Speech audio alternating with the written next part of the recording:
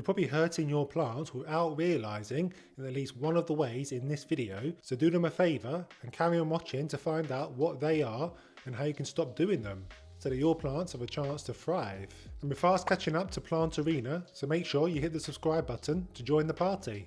I'm a big advocate of bottom watering, and you'll have heard me bleat on about this many times on this channel. The primary reason I like bottom watering is that it encourages roots to grow downwards to the bottom of the pot in search of the water. If you were to take most of my plants out of their pots, you'll see that the roots are primarily at the bottom rather than concentrated at the top, and this is because I bottom water. So why is this important? Well, having roots growing near the top of the soil line increases the risk of roots encircling the crown of the plant and effectively strangling it. I don't mean to sound too dramatic, but the more root bound your plant becomes and you're top watering, the more the roots will circle around the crown of the plant. This is because they have nowhere else to go. The roots grow long, hit the side of the pot, and continue growing around the pot, inching closer to the centre of the plant. My advice then is to have a look over your plants the next time you are watering and see if there are any roots at the top of the soil line. You might need to take the plant out of the pot, loosen the roots to stop them circling the plant, and then repot into fresh soil, and then consider bottom watering.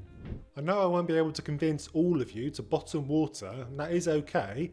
I've come to terms with that. I'm not hurt, honestly, but if you are a top waterer, then something that will be hurting your plant without you realising is not saturating the soil fully when you do come to water. I know what it's like. We're busy people, and we all find watering all our houseplants a chore. This means we might go over our plants quickly and top them up with water so that we get the job done as quick as possible so that we can go and watch the football. In all likelihood though, this is not giving your plant enough water. Soil is a funny thing. It can even become hydrophobic if it gets dry enough. This means it becomes so dry that it starts to repel water and you can't easily saturate it anymore. So in the pot, there will likely be areas that are drier than other parts, so pouring a little bit of water over the top and thinking you're done will not be doing a good enough job. Instead, take your plant over to your sink and fully saturate the soil multiple times. It's important to properly water your plant. You can't get the soil too wet. Overwatering occurs when the soil is never allowed to dry, rather than it getting too wet. My parents are quite keen on houseplants, not to the level I am, but they do have at least 20 or so plants in their house, and whenever I visit them, I always check on the health of their plants. So I went to my parents' house during Christmas, and the thing that immediately struck me was how hot their kitchen dining area is, which is where they keep the majority of their plants, and how ropey lots of them were looking. I hope you're not watching, Mum and Dad. Their kitchen is south facing, so even though they always have the blinds down, it's a very warm room. The plants were dry and drooping, and even though they water weekly, this isn't enough for that room. They've now invested in a moisture meter because I went on about it for so long, and are now finding that they are watering more frequently than before because the meter tells them that the plants are drying out quickly. So the takeaway from this story is to always be mindful of your environment and not take the advice from blogs and YouTube channels as gospel. If your house is generally pretty hot, then you need to respond and probably water a little more frequently.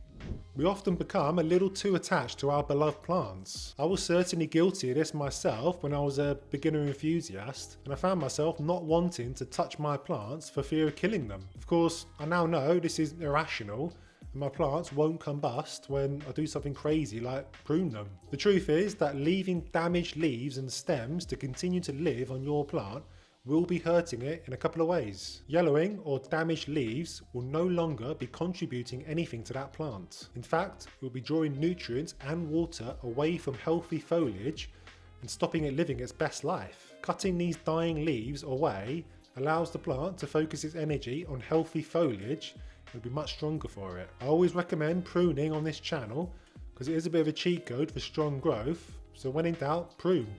Indoor plants don't have the luxury of a gentle breeze like their friends in the wild, so they are more susceptible to things like mould and fungus. This can be a real pain for us enthusiasts and can mean the downfall of our beloved plant if we don't know how to deal with the problem. My personal mantra in life though is that prevention is always better than the cure, and not just in the plant world. So how can we prevent the build-up of mold and fungus on our plants? Simply to keep them clean and tidy by removing fallen debris from the soil line. I mentioned earlier that we're often leading busy lives and may skip on certain important chores that would really help our plants out, and this is one of them. Not only does fallen debris attract pests like fungus gnats, it also inhibits good ventilation around the crown of the plant, weakening it and making it more susceptible to mold and fungus growth. Pruning helps here, but it's so important to clean the soil line of our plants. And I do this whenever I water my plants.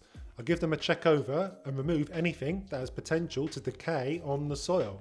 When you do come to give your plants a spring clean, you might be tempted to follow some popular care hacks to clean the leaves, such as using mayonnaise as a DIY leaf shiner. Doing this regularly will seriously be hurting your plants, and you should stop. I've seen mayonnaise or just good old-fashioned oil being touted as excellent leaf cleaning agents, but the problem with these items is that they're greasy and they clog up the stomata of the leaves. You see, plants perspire vapor through the stomata or pores on the leaves, and clogging this up with a thick mayonnaise solution will inhibit this perspiration and the leaves will become rotten. If you do want to clean the leaves of your plant, and I do recommend you do, then just use good old-fashioned water in a cloth. Mother Nature is always the best way. I sometimes give my plants a shower to get rid of dust and grime in the nooks and crannies, and they always respond really well to this. If you're regularly fertilizing your plants, then you're doing a great job. You're clearly looking after them with the best of intentions. But too much fertilizer can be too much of a good thing, and is something lots of well-meaning plant enthusiasts do that secretly hurt their plants. This normally falls into two camps: giving it too often or giving too big a dose. You may be using an all-purpose water-soluble fertilizer like Miracle-Gro and merrily making your solution like you do your garden plants. Sadly though, this is probably killing your plants. The dosage for indoor plants is far less than for outdoor plants, so using the same amount for both will lead to fertilizer root burn for your indoor plants. If you're buying a new fertilizer, then read the label carefully for dosage requirements and stick to it. Don't try and be a hero and add a little bit more than is recommended. The dosage is set for a reason. The health of your plant is at stake. And unless you have an extensive grow light setup or live in the tropics where you get consistent weather and light year round, you don't want to fertilize in the winter. The plants aren't actively growing because of the lack of light, so don't need the nutrients. Another common way that you are hurting your plant without realizing is not considering drainage. I recently mentioned the classic old wives' tale of adding rocks to the bottom of plant pots to help with drainage in my recent myth-busting video, but a much simpler solution is to keep them in plastic nursery pots with drainage holes at the bottom. Roots hate being sat in standing water. This eventually leads to root rot and the plant death if not corrected in time. When a plant lives in a nursery pot, you can take your plant over to the sink, give it as much water as you want, let it drain, and then add it back to its decorative pot. It's a simple solution that for some reason gets overlooked. When you do this, it may seem unbelievable to you, but the good old innocent water that comes out of your tap may be slowly killing your plants, and in this video here, I explain why and what the best alternatives are.